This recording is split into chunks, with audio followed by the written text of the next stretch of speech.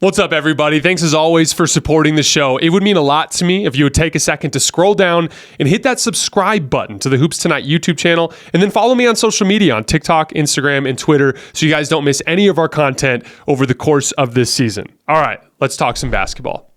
Ideally, you'd want that same mold you referenced: skill guard, point of attack defender, taller point of attack defender, LeBron or Rui, AD or Jackson, right? Essentially, that was where the turning point of the season was. Now, we disagreed about Austin being essentially the tool with which to make this happen, but the Lakers went from playing 2 skill guard lineups to 1 skill guard lineup, and the season turned around.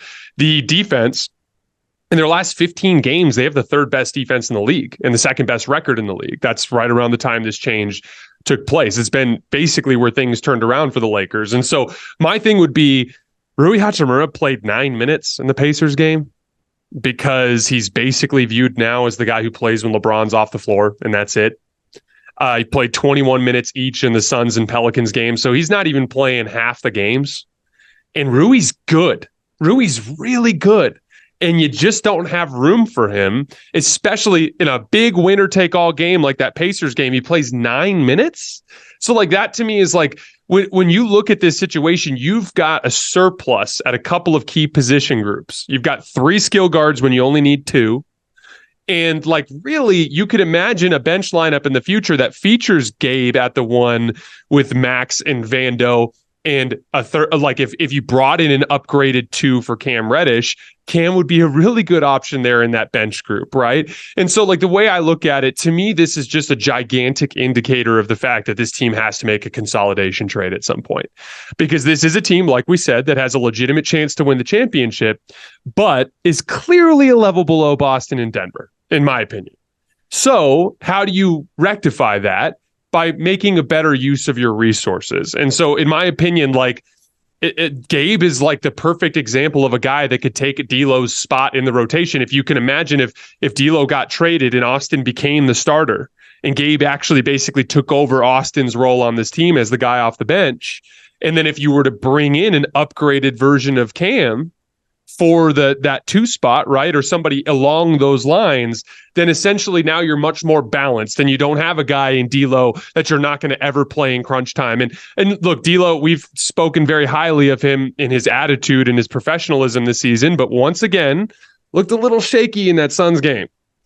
Looked a little shaky in that Pacers game. I know he was talking lots of shit to Bruce Brown, but I think he was 5 for 16 from the field, so it's one of those things where I think all signs are pointing in that direction. So I think that's the perfect segue into this. Do you think the success of the defense in the in-season tournament will have any impact on the team's strategy at the trade deadline? I think marginally. I do.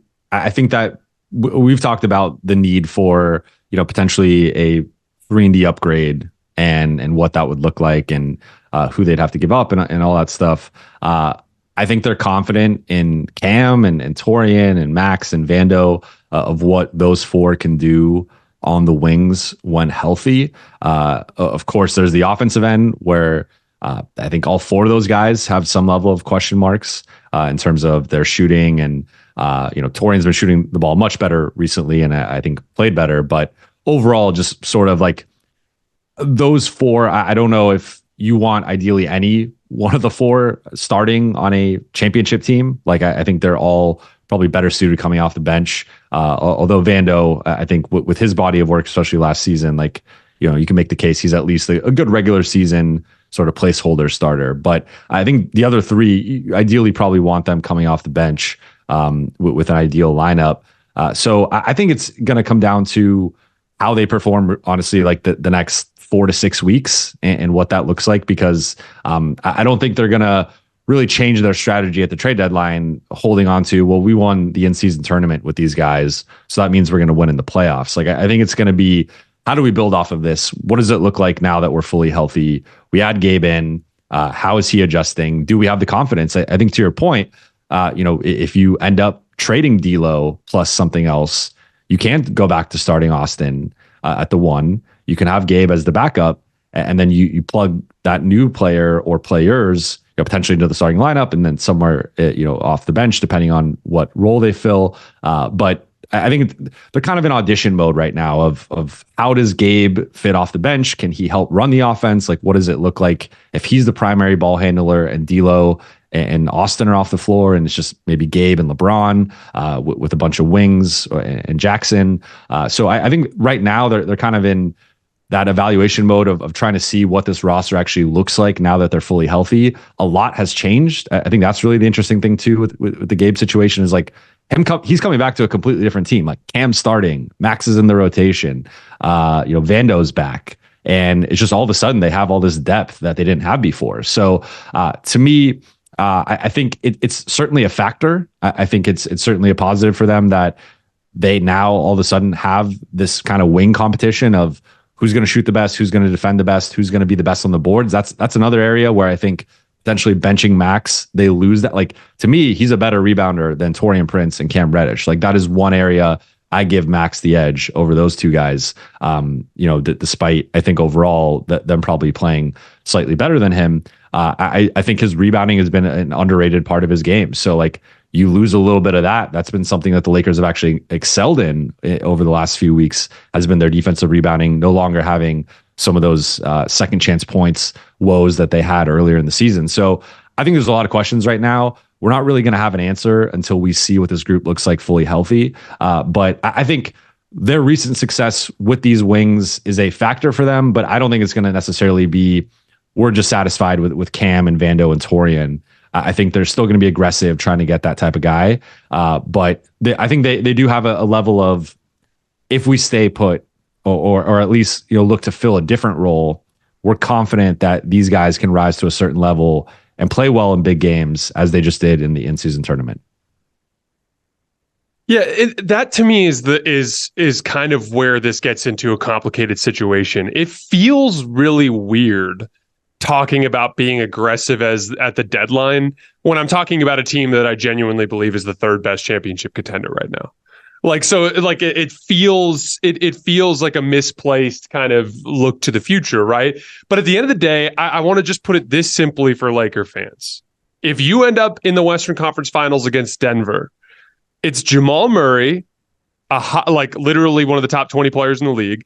It's KCP, one of the best starting role player guards in the league. It's Michael Porter Jr., one of the best starting role player wings in the league. It's Aaron Gordon, one of the best starting power forward role players in the league. And Nikola Jokic, the best player in the league. If you play Boston, it's Derek White, a above average NBA starter, a damn good player. It's Drew Holiday, an above average, like literally a fringe star. It's Jaylen Brown and Jason Tatum. It's going to be Kristaps Porzingis. Like, the point is like when you're talking about the top levels, now let me pretend the Lakers are going to start Cam Reddish. And Cam Reddish has been a really feel-good story in a lot of ways, because this is a guy who like legitimately has been very good this regular season. He's been a very good point of attack defender. And like, this is three NBA franchises wanted nothing to do with this guy. Like, straight up wanted nothing to do with him. Let him go for nothing. And the Lakers have gotten real use and value out of him, revitalized his career. He will be on an NBA deal next year somewhere, and he's going to be a guy who's viewed as like a 3-and-D wing, or a D-and-3 wing, I should say.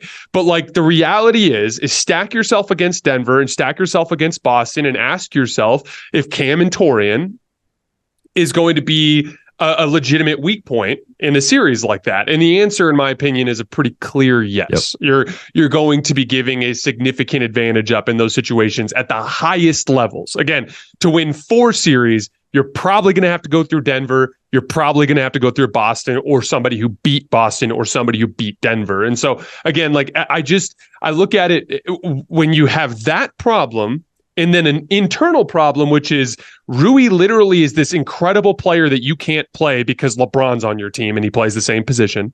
And so he barely plays. And D'Angelo Russell, a guy who you cannot play alongside your other skill guard, Austin Reeves, at least not often. They did it a little bit against Indy down the stretch. But like, for the most part, he's a redundancy with a better version of him that's on the bench. And for the most part, he's going to be on the bench in big moments. And so, like, to me, it's just a simple question of resource management and trying to give yourself the best chance to win, especially when you got a 39-year-old LeBron James. But I'll get off my soapbox now.